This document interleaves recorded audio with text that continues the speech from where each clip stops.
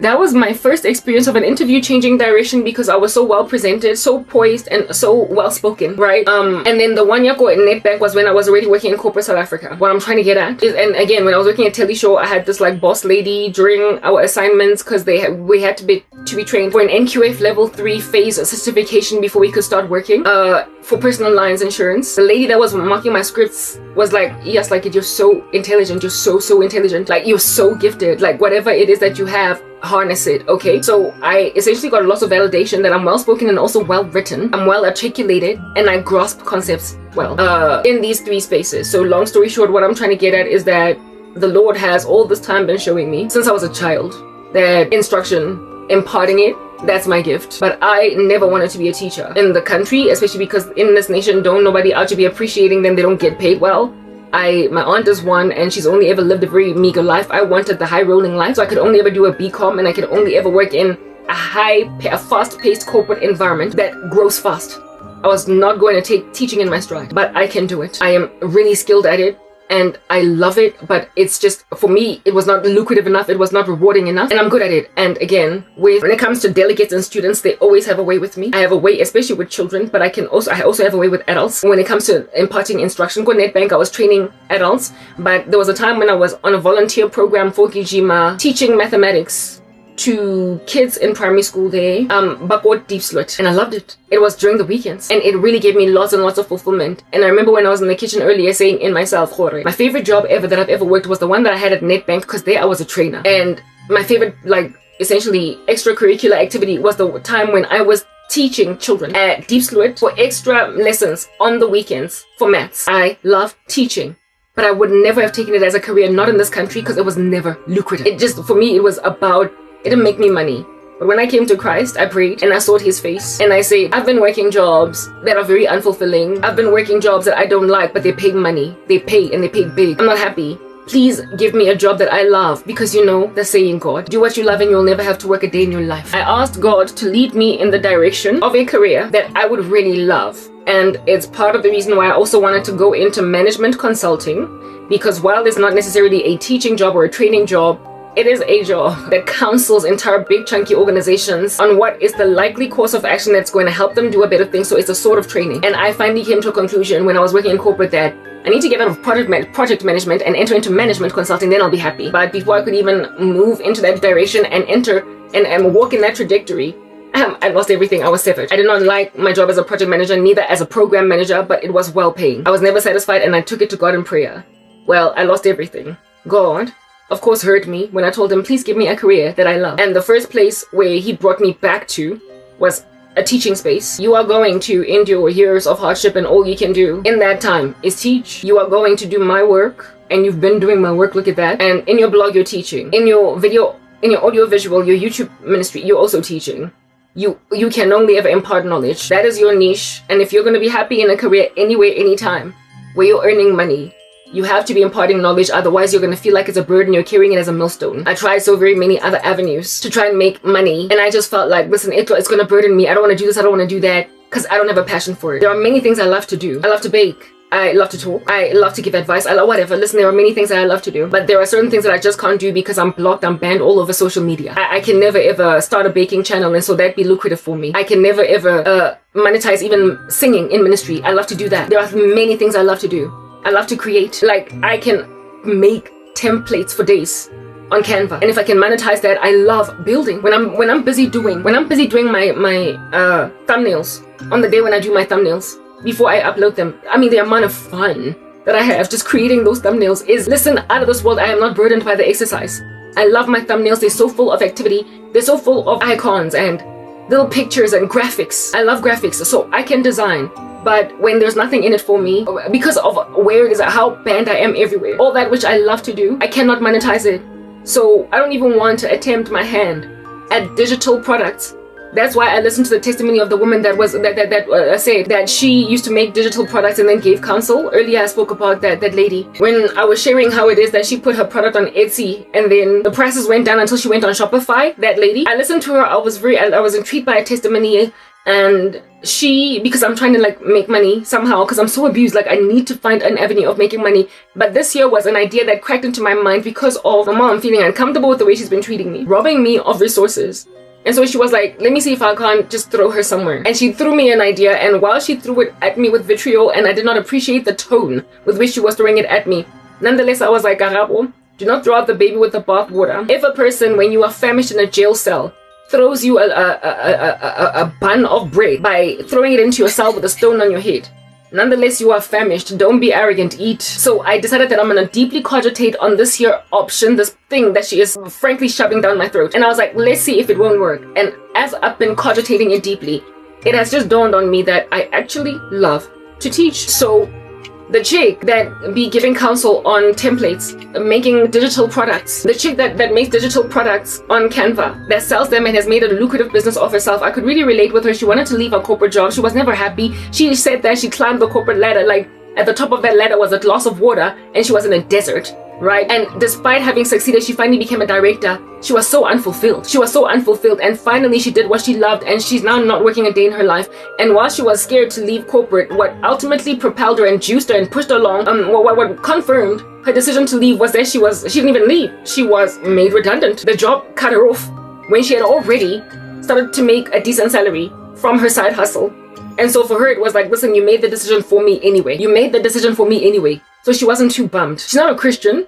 She's a person in the world. But her whole trajectory is oozing one day you're going to give your life to Christ, because evidently you've been led here. Evidently God has helped you.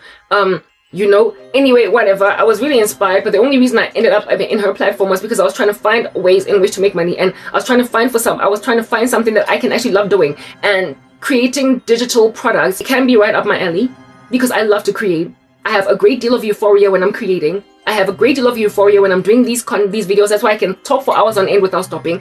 I have a great deal of euphoria when I am editing. That's why I can have so many stickers, so much involvement and so much work. It's a lot of love that is in this thing. I'm not just merely pushing a striving. It is actually that which I am besotted with. So therefore, it doesn't feel like work. And that's why it is so easy for me to produce such high quality content. Listen, I can see I have eyes, and so I know my content is high quality. I can produce such exorbitantly high quality content. I can produce such high quality content and get nothing for it. And the information that is in my brain that I consume, that I drink, that I juice like it's a slushie from all across what it is that I learned during the week, I come here and I impart it with relative ease, because I love to teach and I love to share that which was knowledge given me. So I can easily give people information away for free about how to clear your skin, because I learned how to clear mine. About what the Bible has to say. Yesterday I read from the book of I studied the book of Nahum, the other day Micah, the other day Habakkuk, the other day that, and I come here and I share those nuggets in order to enable people along. I don't feel robbed of money. I am literally euphoric at this work that I do, but I do have a comprehension that by izinja, they don't make no kind of sense. So I should be making money and lots of it, but I'm not making it, right? And for as long as I'm not making money, these exploitative creeps that are taken for granted, a woman that is exceptionally gifted in whatever craft she has invested in, are gonna keep on thinking one day I'm gonna end up in their houses, and that's the reason why I'm gonna finally get my YouTube channel. So while my mother is not the best of people, and while she has been really horrible to me these past weeks, and while she is still low-key treating me like trash, at the end of the day, this year little bun, this here roll of bread that she threw me with harshness made me realize, Uti, I can exploit this. I thought, though initially because of the way in which she was presenting it, I was like, you're opening up dialogue with me again by simply telling me, go find some other way to make money, because I'm not ever giving you money again.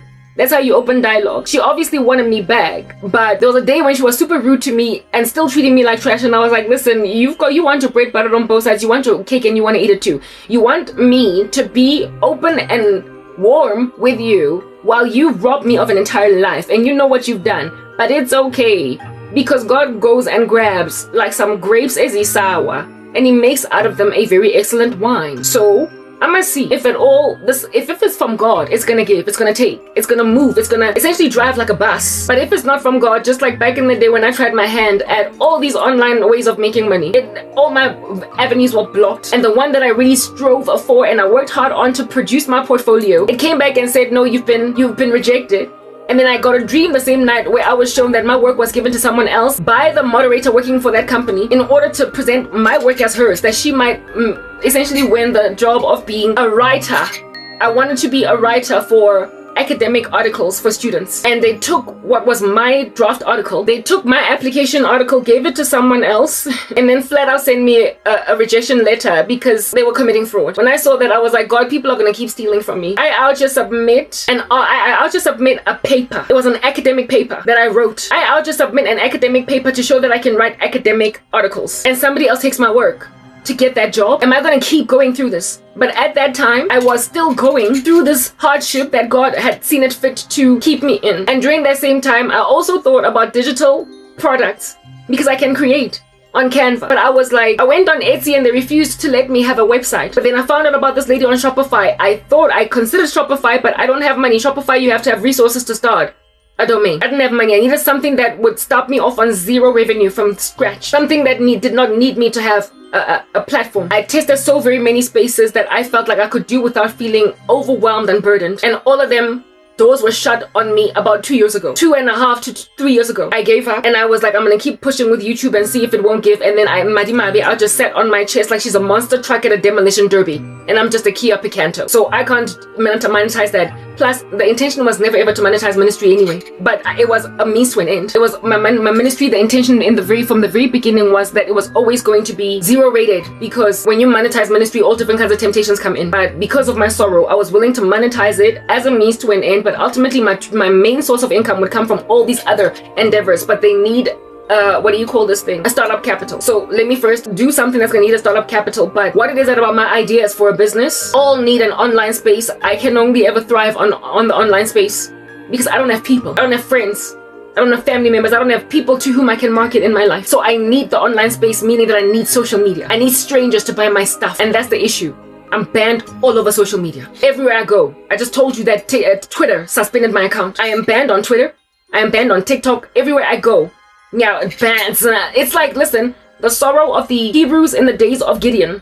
Amalekites be out here raiding a sister and you can't eat. Can't nobody make bread. Mara, I plant, nonetheless I don't harvest at harvest season. I plant but I don't harvest, but I continue to plant because I love to plant. I love this work. That's why I keep on doing it. Do what you love and you will never have to work a day in your life, so I don't feel like I'm working.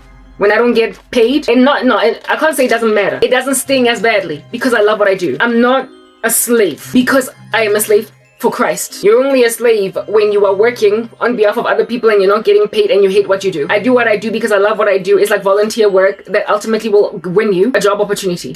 I love what I do because it's my pastime. It's my hobby. It's like painting at the end of a hard day at work. It's cathartic. So therefore you don't consider it work.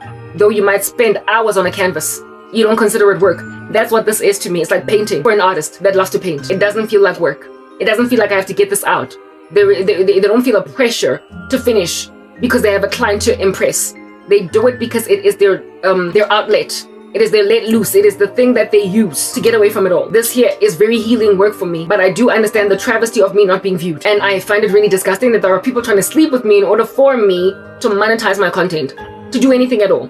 Social media is the only place where if I'm going to sell digital platforms, not platforms, but products. If I'm going to sell digital products that I can create with ease and with love, it's the only place I can market it. And every social media platform has banned me except for Pinterest, but I've never ever tried Pinterest because it's not audio visual.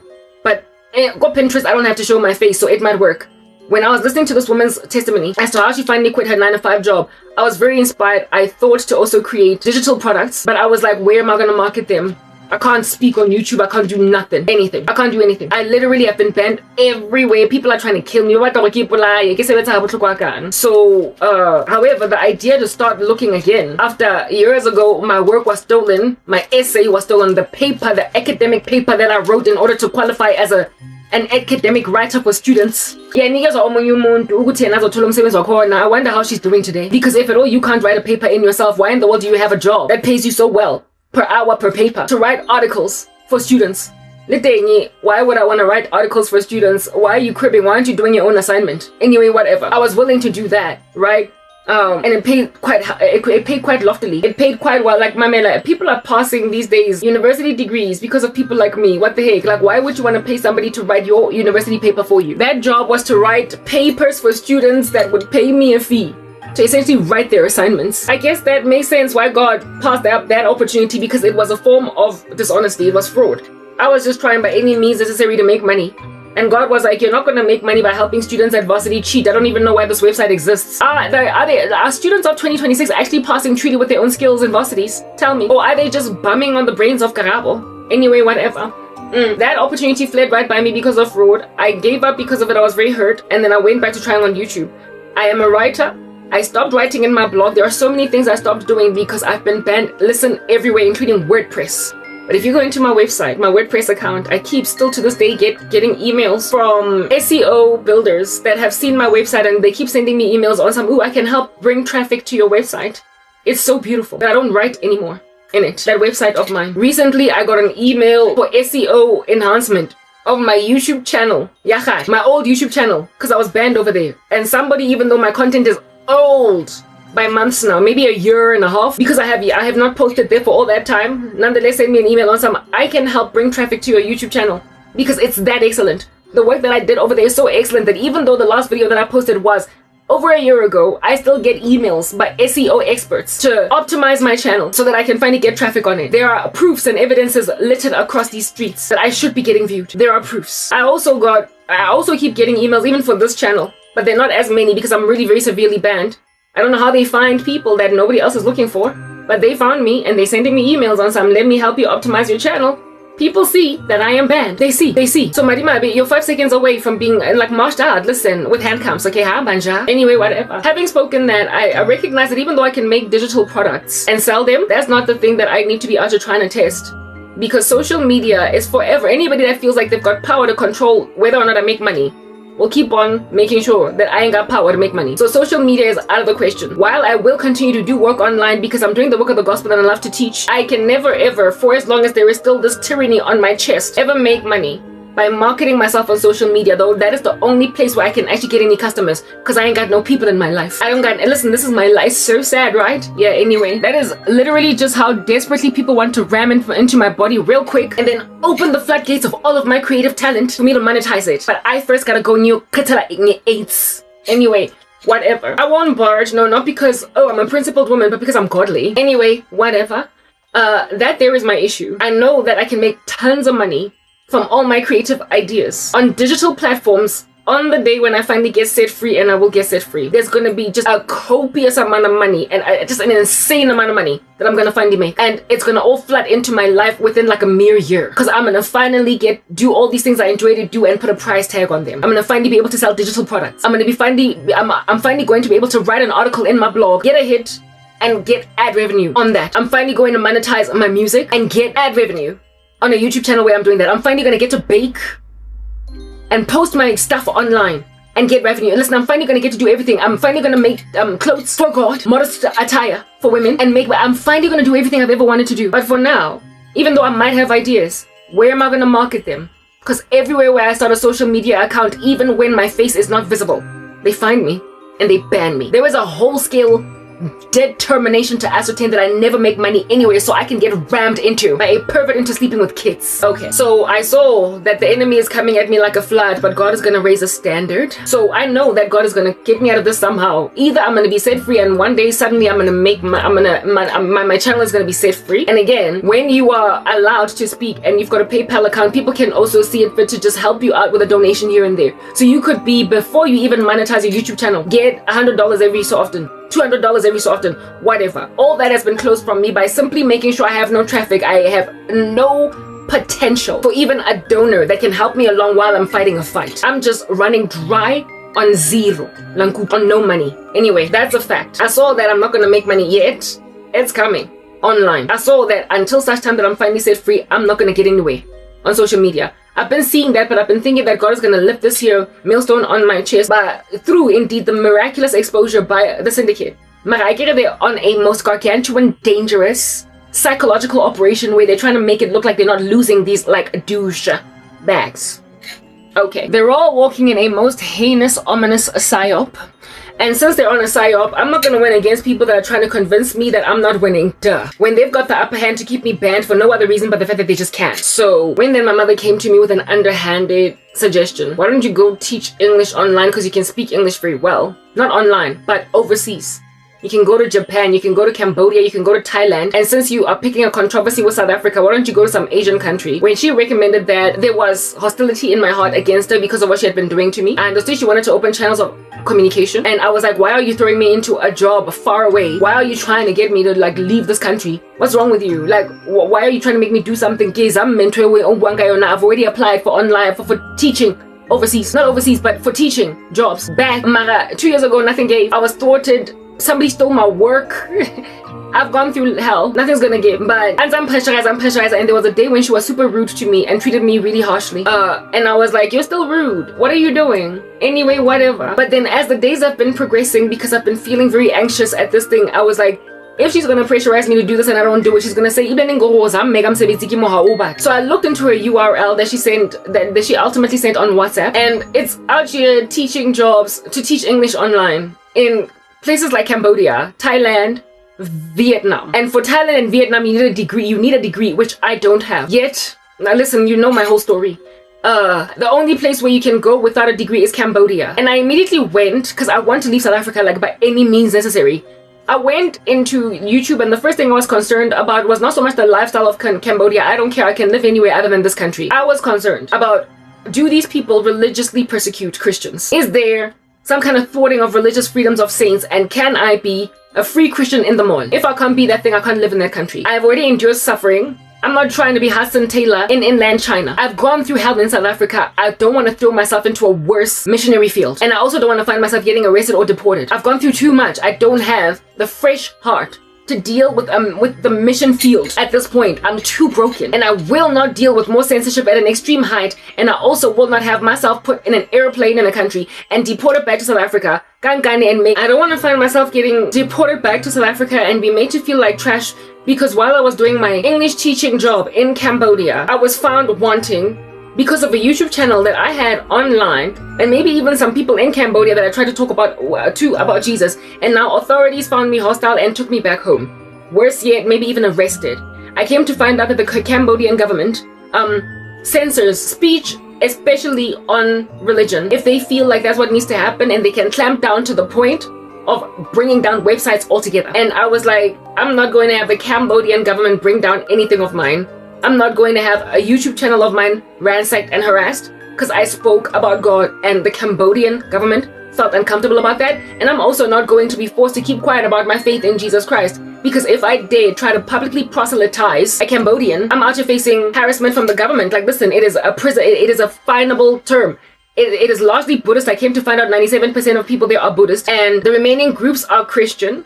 And the small little remaining clumps are like, you know, mixed up between Islam and Christianity, whatnot, right? And you cannot evangelize in that country. It's like India. It's illegal to actively try to convert, or even in Iran, it is illegal to actively try to convert someone to Christianity. But if you come up somehow naturally Christian, for however that even happens, you have a freedom of religion to worship whatever God you want to worship.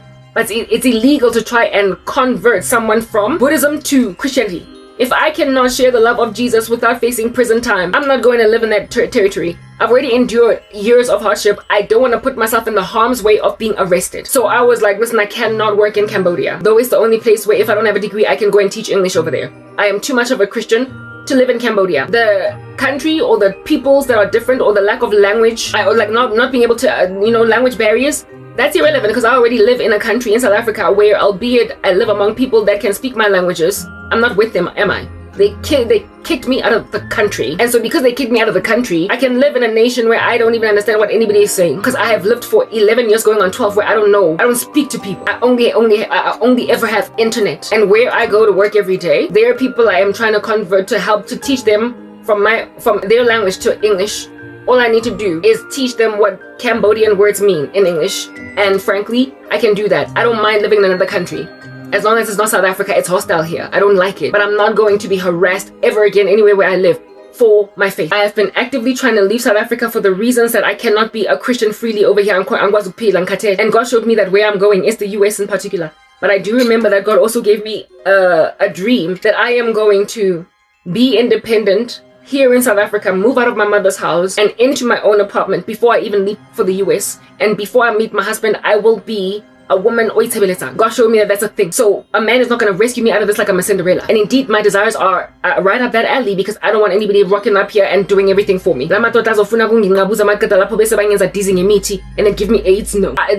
Like I said, a cool 95% of these crazy men when I was speaking earlier, a cool 95% of them would definitely fall off me by mere virtue of me being financially independent. Again, the remaining 5% are the creeps that have to get killed off because though they can't be shaken since they are like hard knock stalkers. And so since by mere virtue of having a job, I'm going to shake a cool 95% of these stalkery married men. Some of them are married. All I got to do is just get some kind of ability to just take care of myself and they will follow. So the mission is to first get rid of the 95% and the remaining 5% of creep fests, God will deal with it. But I'm not going to get that down on social media because they feel like that's the clout they have. It's the might they have. It's the strength they have. It's the girth they're walking with. And when then my mom made the recommendation for me to teach English while, like I said, there was hostility over there, I recognized that I am a teacher at heart. Everywhere where I have gone and spoken at an interview, I have been rather given jobs where I would interact with people. I'm good with that. Look at a person being so good with interacting with people and imparting knowledge and partaking in discourse, not have access to not even a single human being with whom to have this discourse. I'd be out just speaking to a camera. Anyway, whatever. You did that to some people. You're oppressive. It's that basic. You're oppressive. Anyway, anywho. So I was like, I can teach. It's just that the way that the suggestion came was through a severity of hardship. Nonetheless, it is true that this would be a thing that I do right next to ministry that I would not feel. It would not be hard. I would invest 6 to 8 hours of it a day during the week, make a decent salary and feel like, okay, once a week I can produce content. And again, I would not produce this many hours of content if at all I had a 9 to 5 or a job. I would maybe do 4 hours or 3 or maybe 1 video per day for an hour just for the sake of keeping ministry going. I do this because it's a means of survival. All these shorts I'm doing is a strategy. However, it's an overkill and it's too much and it's not sustainable. I can't maintain it forever. It is only a war strategy. So granted that that's what this is. If I were to get a job, I would be relieved even from speaking for hours on end, though I don't despise it.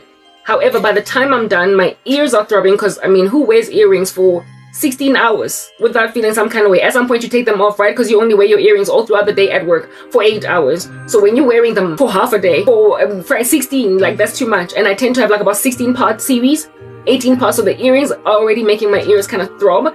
And I've got a headache because I'm sitting here for hours just talking. I'm trying to get a word out. And my brain is just like, what's steam? Because I'm thinking hard. By the time I'm done recording, I have like a relief that I've done this work. I feel light on my feet because I've gotten much off and this work is very healing for me. However, it is quite a lot and it's exasperating. So if at all I had a job, I would not do so much of it. This here is a strategy to deal with entities, with demons and with those who are encircling me to embarrass the living crap out of them.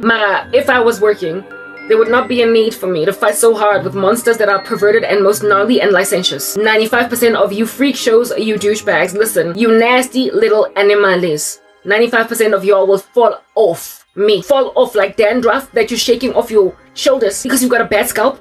You would fall off. You would fall off, do you understand? Yeah, by mere virtue of me having some kind of an ability to take care of myself. It's because you think you can bachelor me that you're still doing this to me. You are monsters. Is that basic? Nishiro in my shorts. There's some of y'all, by the time that I come out on the other side, spilling of which is gonna haunt you like in a horror movie and speak to you back and be like, yo, Njaboy, yazin wisbot. His police is gonna talk to you on some wisbot. Bega lo mfazi omuza mfast ukumhesha isex. Ukuthi umuhle kanjani. Shebe, oh, she's so elegant. Look at her, she's so gifted. You were literally trying to hit that and just fell a banger for the night in order to give her a YouTube channel. You wanted to put her in a hotel. Look at all these other side chicks. Being fellas already feeling HIV that allow themselves to be your side chick despite you being married. And yet you went and grabbed an elegant woman that is very poised and tried to put her in a hotel. Because the mirror is going to speak back to you and say we spot. I did a short of that nature where I was basically sharing this year's sentiment. 95% of them, a cool 95% of them are going to fall off me. Like some dandruff, like I said, on an itchy scalp. They will, however, be maintained, the ones that are especially sticky, because stalkers are stalkers are stalkers. They be out to following you to Denmark when you move there. God will deal with the ones that would follow me all the way to Denmark. God will deal with the ones that would climb an airplane on the day that I go to the US and try to follow me. God will deal with the ones that would be at OR Tambo Airport on the day when I try to board a flight to Ultimate to finally go to where I'm going to live forever. God will deal with the stalker creep monster that would follow me all the way inside an airplane and function as a stowaway in the handbag of some other unsuspecting lady just to follow me to where I'm going. God will deal with those stowaways, but they only make up 5% of my abusers. They're not the majority. The rest of them would leave me alone to go back to their boring lives and their boring wives and their STDs and their lackluster disposition and all of their exploitation. God will share, like proper, the rest of them will leave me alone by mere virtue of me having my own job. And this ought to lead me. This ought to lead you then, women, sorry, to this here point. This is why you must be patient on God for husbands. Because look at these men be out following women around like this.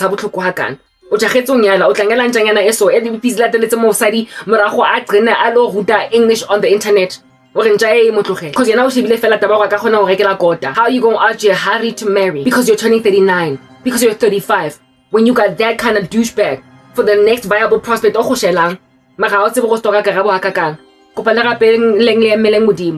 there are creeps out there, dog, and I've been encircled by ravenous beasts of this nasty, creepy nature for a cool 12 years. 11 years going on 12. It don't get old. If I've been fleeing from creeps for 12 years, we're now a man that is struggling to wait on God for a husband. The first 2 years of your Christian walk, also singlehood. OC. Because we can just store away more pesi am side saving. Go aeroplaning moki palaming thank ya peshe. I have any mudimo 12 years to shake that from me. When I'm a 2 years of it's been a minute and my biological clock is ticking. Baby, you gotta wait. And man, because there are creeps out there. It's a jungle. There are creeps. Anyway, let me revert back to the place that I was to the thing that I was talking about. All right. How many past do I have? 20, 19, whatever. Doesn't matter. I'm getting my heart out. That testimony, this might be it. This is why I feel like I'm about to get out of poverty. So I realized that no, I can't work in Cambodia. I can't work in Vietnam. I can't work. I can't go to Japan. There are countries where I feel like I can be a Christian there safely. But I mean, Cambodia, listen, no, I'm not going there, right?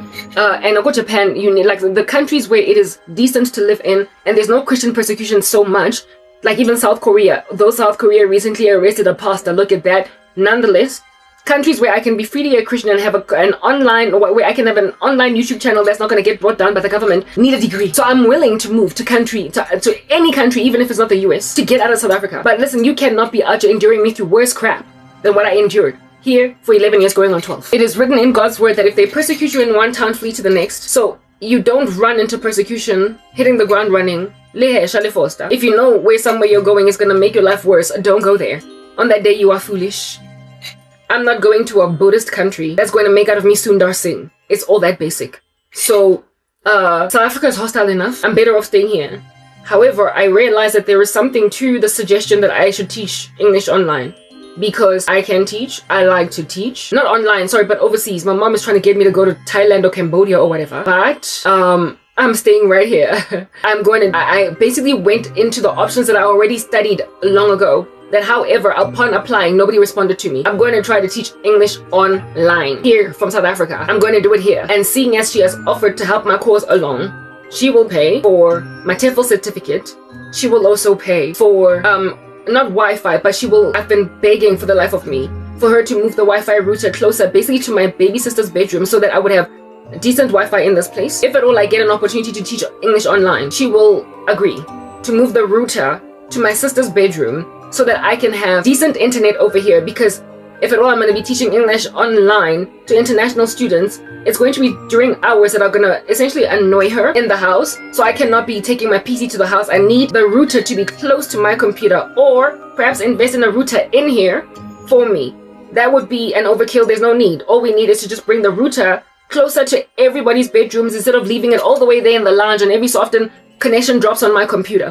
I can work in this space. And I can make it work. It does I'm not gonna be, of course, sitting on the bed. There's a desk that I have over there. Behind the desk of which there is a wardrobe, the wardrobe of which I can put like a map of the world in order to have a background that looks kind of decent to teach, and then get the headset. She will buy everything. My concerns was that I didn't have money for this thing. I did not have money for a TEFL certificate. I did not have money for anything. But now she has frankly recommended, and she keeps on sending me these links of teaching overseas. I'm not going anywhere far away. And I can't go to countries that are not hostile to the cross, but I can teach English from South Africa. And if this is God's plan, if this is God's idea, He will bless it. He will bring me customers, clients. He will enable me to fill my schedule, to have essentially enough hours to function as a flat out 9 to 5, like teaching for 6 hours a day or 8, right? God will make sure that I've got regulars. God will make sure that I've got people that keep coming back to me, and God will also give me a booked schedule if it is His will. If God is blessing it, understand, I'm not going to struggle to find customers. I'm not going to struggle to find people to book me. I'm not going to struggle to earn a decent salary. And when I checked out what they earn, hourly rates on these 2 websites that I'm looking into, yes, it's not what I used to earn at MTN. I'm not going to get that immediately. If anything, by the time I make money that makes sense, it's going to be because all my other avenues of trying to make money are going to be opened. And so what salary I made at MTN is going to be child's play. But for now, I just need some kind of legroom, independence to have my own and be able even to potentially move out of home. And that there, when I calculated what hourly rates are across multiple websites where I don't need a degree, all I need is a TEFL certificate, I realized that I could make a decent living if I work perhaps like 6 hours every day during the week, and weekends are free from home, and I do something that I love, like teaching, especially if it's kids, but I can do with adults. But I absolutely love teaching kids. If I can do that 6 hours a day, I won't feel exasperated. I won't feel like, oh, I gotta go and deal with little Johnny. I love teaching. In the same way that I don't feel, when I come here, I don't feel exasperated like, oh, I gotta go and do my weekly update on what's going on with me. I actually enjoy this. I enjoy wearing my earrings and whatnot. Of course, for that, I would not wear too much jewelry. I would likely just keep my stuff very basic, very basic, because I'm not actively trying to market myself as a brand. Only my skills. But I would not be doing something I don't like. I would not be doing something I despise. I would not be doing something that wears me out, that burdens me. I would be doing something that I have done before, and it was by far my favorite job ever, but I left it for project management because it was more lucrative. I wish I hadn't left it. Training was literally my favorite job in the world when I had it. When I was a trainer at Netbank, it was my favorite job, but I ended up leaving because I felt like the grass was greener on the other side. I shouldn't have left. I should have stayed in the training profession. I should have grown as a trainer, a facilitator. I should have grown as a trainer. I should have let myself stay as a trainer and understood that while there was more money in project management, at the end of the day, over the years as I progressed in the training profession, I would have finally made some decent money. I should have stayed because I was so happy. And it was like a huge boost. I was working a job that needed a degree, and I was not degreed, only really very talented per my boss, and I left it. And I sort of kind of regret that I ever left it because I never was happy again. I never had job satisfaction ever again after leaving Netbank. I never had job satisfaction again after leaving Netbank. Never. So seeing as I thrived so well as a trainer, I will thoroughly enjoy. Listen, it's right up my alley, and God has evidently answered my prayers. I asked Him, God, please help me work a career that I love so that I won't feel burdened and like I'm in the wrong place altogether. God already went before.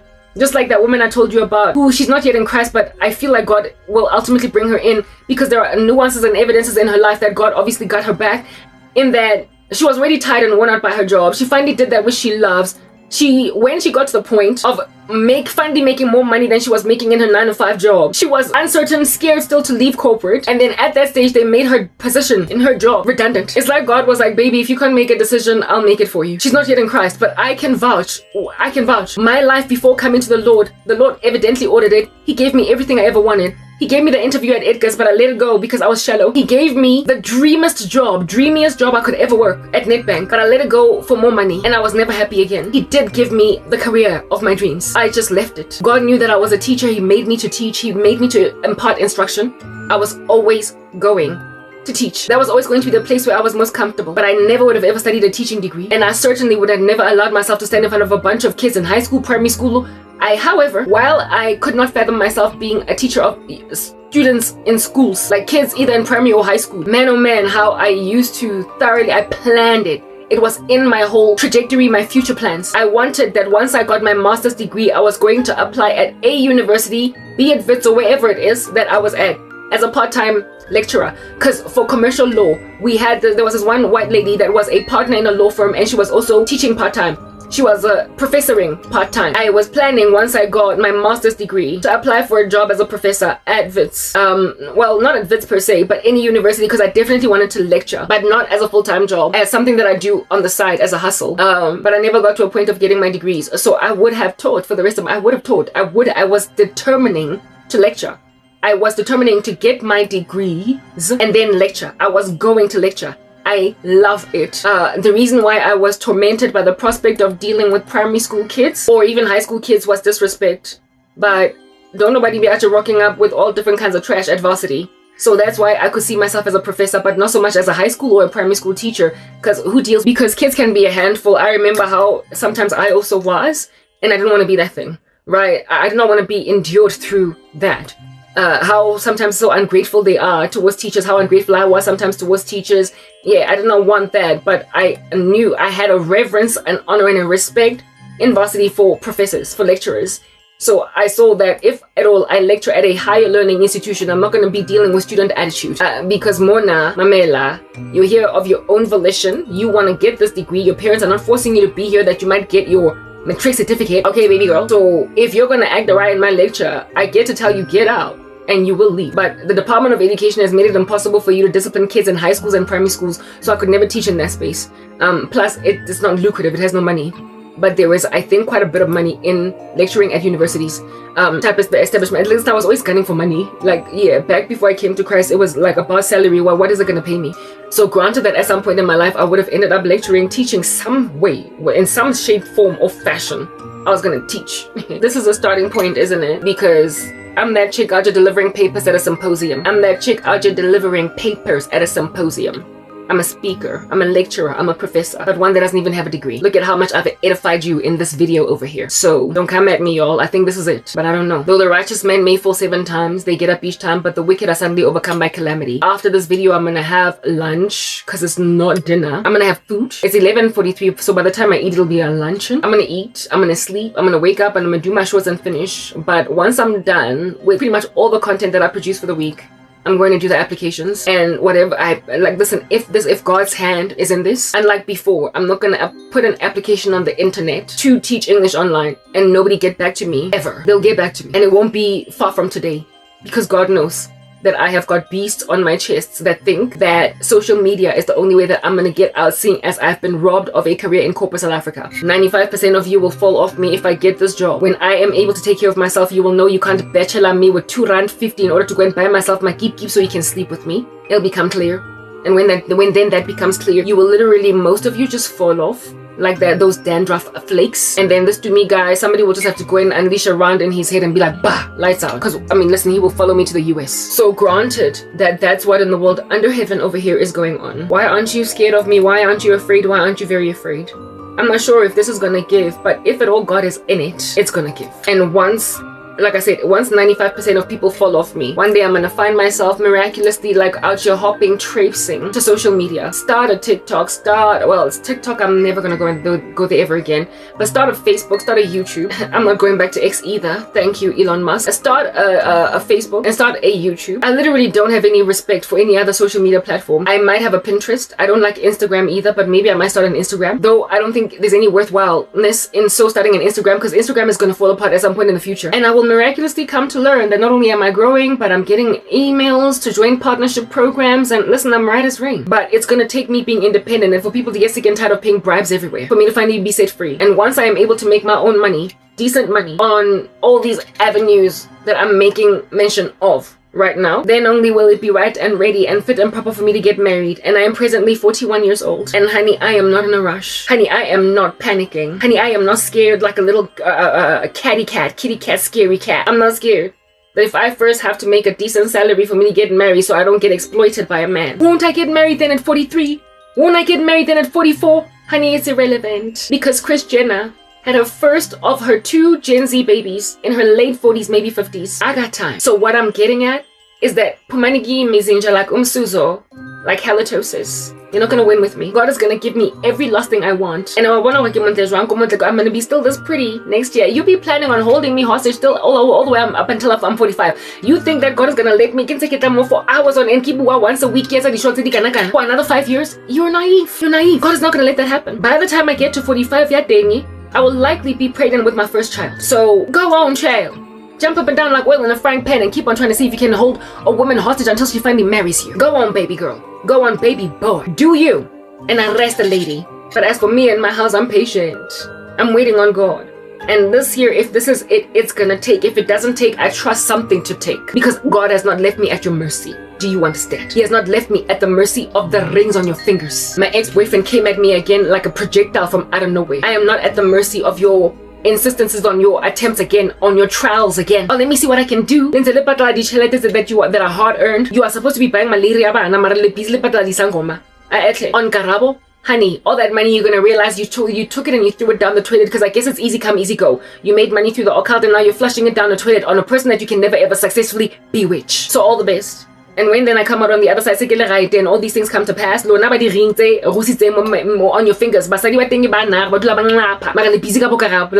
the internet. You keep on scrolling. Hey? You those mouse warriors. Busy when on what do you call this thing? Float inside your finger. Click. More young things we hear. Everywhere you go, you hear. Everywhere you go, you hear. Everywhere you go, you hear. Everywhere you go, you're a scroller, brah. You be scrolling. The way you be stalking women online. You that mouse warrior. You that mouse mtwenguli. You that mouse molester. Udula ule mona ko internet ngo pila computer nje fela ulonzo click di profiles abantu. Ulonzo click bazalwane. Umukliki wena, umukliki uye. And now kata thola motho umuklika khakana. Obore oyena ke msadi wakho. What the heck, you're creeps, dog. You are creeps. Mukliki to e ba, kliki to we. Li creep tse goats. And jaga ha basadi have not had your clicks coming. Because I want to go man. I don't know they need the independence. When I'm click, when I'm mouse warrior, when I'm mouse molester, women are in dire need of being set free from men abahlanyayo. Abathanda click on the internet. Victimized. Social media has spoiled you, Lankutla. It has placed before you some of the baddest chicks in the game in the world and made you click all up in their grill, little persecute. Little harasa fela cause what's wrong with this world, mama? People living like they ain't got no mamas. Ingat mabapala their song, they were writing it for South Africa. For just a ritualist nje. Woo, jongan labantu. Abana beginning. Nobody manufactured them. Nobody made them. Ana motho ba agileng, ana motho ba bupileng, ana motho o ba entseng. Ba fetsa nje ba qhomo ba arrive. Ba fihlile lefatsheng. They landed like an alien invasion and then they started just clicking on the internet, clicking on women that are not their wives. Abana bo mama duh. Cuz umuntu ozelwe that was made by a mom and a dad. Akazohlanga kanjalo. So like I said, they landed like Mars attacks on Earth and started clicking. They landed on Earth like Mars attacks and started clicking, and then after clicking, took my content and verbatim regurgitated it, laid it at YouTube in their own channels, and out to try to make themselves sound sophisticated because they be out to copying Karabo's a very, very great, big, chunky, gargantuan, intelligent brain and made it her own.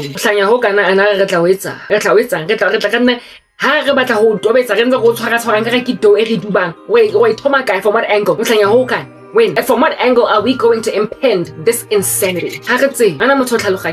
Everybody is all dazed and confused. Don't nobody know Jack. Mara no. Mouse molesters right here and Garab with their wife. Very well. So seeing as I'm obviously Vus, do you not see that God is also Vus?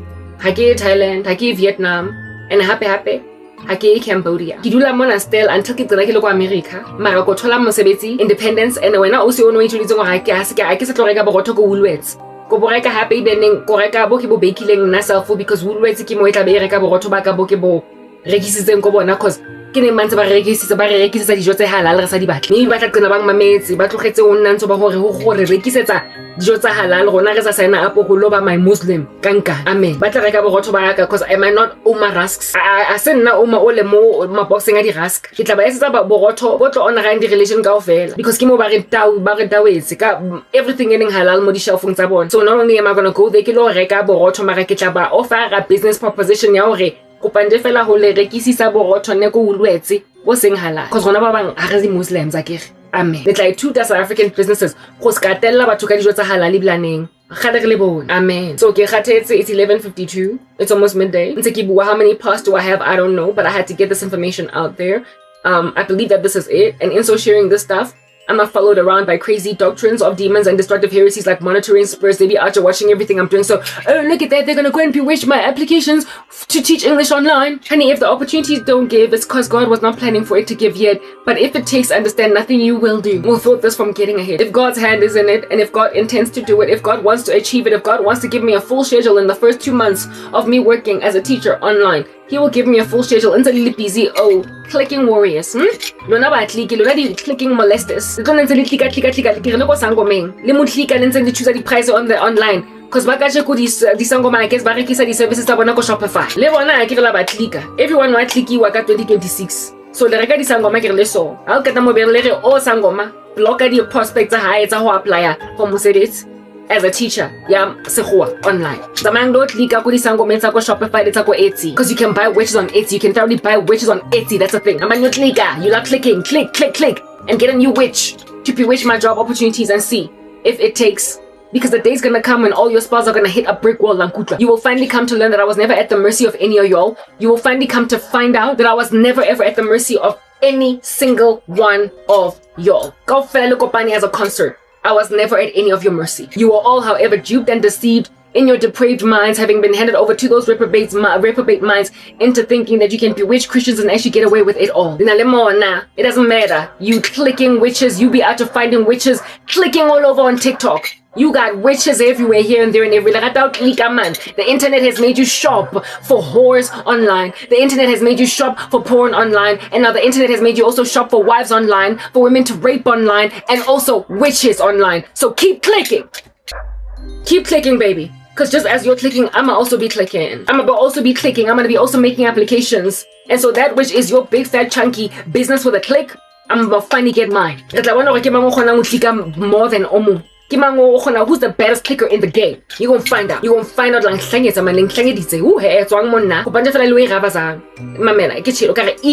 whatever it is that it takes herself. That thing. Anyway, little warriors clicker. I've spoken for I don't know how many hours, but I've done more than on a regular day. Cause this here message, I guess share that which God wanted me to share. One of these days I'm gonna rock up and say I got a job, babies, and I'm not scared to say that. I go butter every secret in my life because I and that which I'm sharing is my testimony in Jesus Christ. No,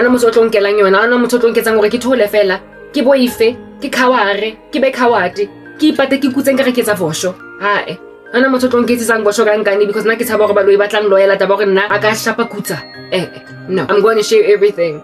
And you're gonna come at it with guns blazing, at your leisure. But the day's gonna come when don't nothing of it give. Because witchcraft has never been the bane of Christians' existence. Only a God that hands witches over to a reprobate mind is the bane of your existence and our comfort, our shelter, our shield in a lonely place. Amen.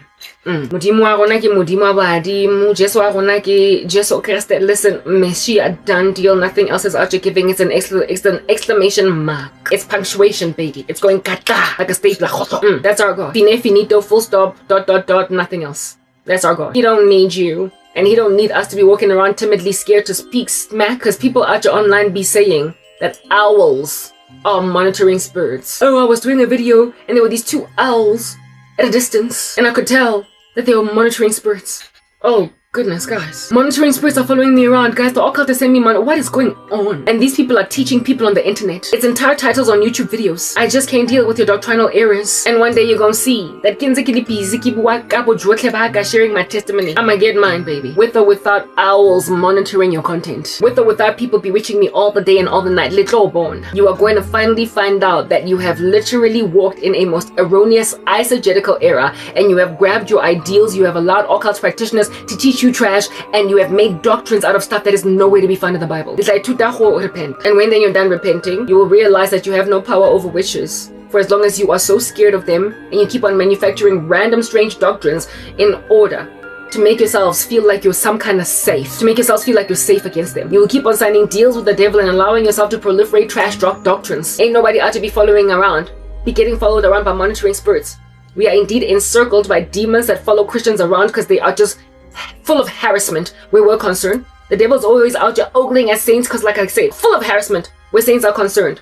But what doctrines you're coming up with, listen, those are new. Those are totally new. They're of this 21st century, maybe 20th, and everybody else from the past. Like I said, John Wesley be out there on some, pray tell, wherein lies thy doctrine?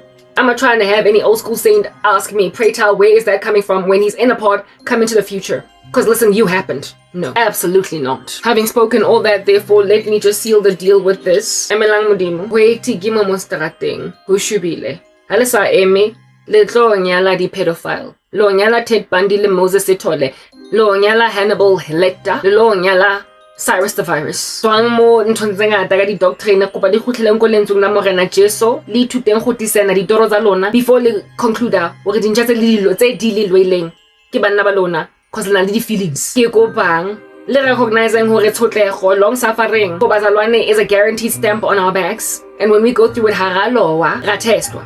and ha modimo a le ready hore deliver lo itse ka nka with a bomb blast ha ele nako ya mozalwane hore a be right mo strateng ha ona motho o tlo mo preventang from mothola ntho a tshwantse a cry noma angathakatha ngama molesters wa mouse atlikayo hectically noma angalandelwa emuva ngabantu abasitshela ukuthi ngoba we are living in an omni pseudo present society where we can surveil everybody nge social media yabo ngizomthakatha lo muntu aze angazazi atsomokolo asayikhaloganya noma lo muntu lona angabi stalker esinye hectic Grandshap, he breathes and lives to be clicking on your profile all the day long angakulandela in a purse yomfazi in an aeroplane just so he can stalk you in a new country where you're living now. Yeah, God will deliver you from that ninja.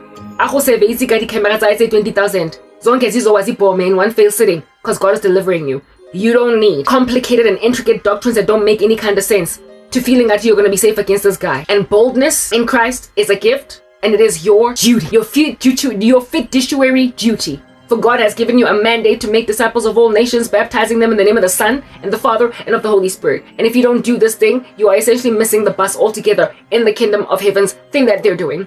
God is doing no other thing but gather for himself a people for his own possession. And if you're not actively involved in bringing more souls into the kingdom, you are either not a child of God or you're nice and crazy, selfish and immature as a new saint, and you need to get your act together, let yourself get sanctified. One of these 5 points, making out like Uma Thurman's 5-point like kill of Bill at the end of Kill Bill ke tsona tseo di lefa di bomba modimo ke tshireletso ya rona e seng di strategy tsa rona modimo fela and the testimony ya gago e very belangrijk e important and ha ebane o tlo ikhurumetsa underneath the shell nkare ke school bat modimo o tlo ga ana go thuletseng if you deny me before men I will deny you before the Father. Be warned, be afraid, be very afraid. This year a Savavskiva. I'm signing out in the name of Jesus Christ. Peace.